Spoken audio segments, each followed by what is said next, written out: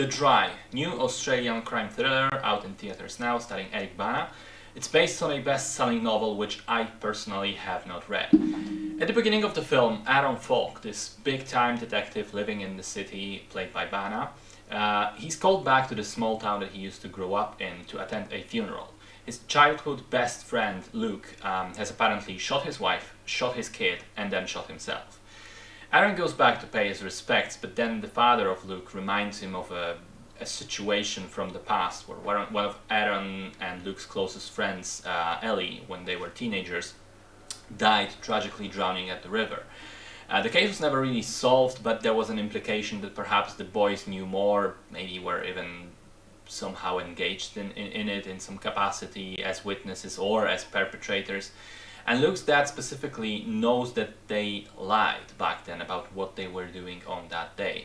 But he's not so much accusing Aaron now. He asks him to try and investigate the triple murder case to see if maybe there was a connection between the two, if maybe there is more to this whole thing than meets the eye. Aaron is initially reluctant, but then he decides to stay for a couple of days and work with the local cop, slowly uncovering the dark secrets of the town. So I have to say I like this film a lot. I think it's very competent at what it's doing, which is creating this murder mystery in a small town filled with characters who are more than they would initially seem to be. Everyone has secrets, everyone has a past, everyone has some grievances that come to light. The character of Aaron fits into this quite interestingly because he's become an outsider now. He knows these people, he knows this place, but he hasn't been there for years, and he's now disliked by many, distrusted by even more. And you can see everything about him is different from the other people. He's calm, collected, very careful with what he says and how he behaves. Clearly, a very experienced detective.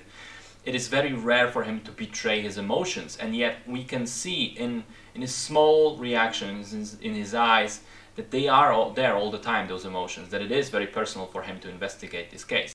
I think it's a great understated performance by Eric Bana, by the way. I like the structure where we switch back and forth between the present day and the flashbacks, which gradually show us what actually happened all the way back then. The flashbacks are also shot in a different way. I think they were shot on a different type of film and have this warmer hue to them. I think it's nicely drawn, the mystery of all the characters, but also of the character of Aaron. We don't really know if he's a completely innocent protagonist. We don't know if he didn't have something to do with the case a lot of those years ago. So as we watch the events unfold through the flashbacks, we gradually learn more about him as well, not just the other people. So the movie kind of keeps us in the dark for a long time in regards to its protagonist. I also enjoyed the movie's attention to details and the way that they end up playing a role in the story. I think almost everything about the plot is meaningful, even if we don't recognize it at first. And final point, it kind of ties into this. The movie uses a pretty interesting setting, which is that the small town is plagued by a massive drought. There hasn't been rain for close to a year now, hence the title, The Dry. And we can see that. The plants are dying, the farmers struggling, the soil is dry and empty and lifeless, there are empty riverbeds and dried up lakes. And as interesting as that is purely as a background, a canvas on which the character work is painted, this drought also becomes a significant plot point, which is also quite elegant.